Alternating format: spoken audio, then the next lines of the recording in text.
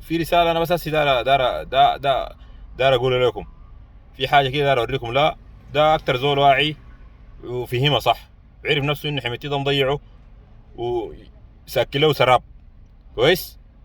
شوف الزول ده قال شنو، ده الليله يوم 11 5، ده الليله الزول ده يوم 11 5 عيل له قال شنو. يلا عين خليكم معي، ان شاء الله الرساله تصل لاي زول. 11 مايو 2023 أنا كدعامي أعلن استسلامي وانضمامي للقوات المسلحة للجيش السوداني حفظه الله.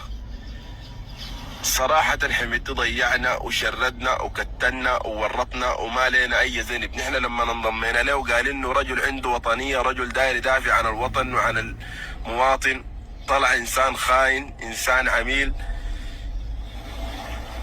اعتدى على المواطنين واعتدى على البلد. أصبحنا قوات متمردة وما لنا أي ذنب. الآن نحن مشردين وسط الجبال، وسط الشجر، وسط الرواكب، ما قادرين ناكل، ما قادرين نشرب. حسبنا الله ونعم الوكيل عليك يا حميدتي، حسبنا الله ونعم الوكيل عليك يا حميدتي.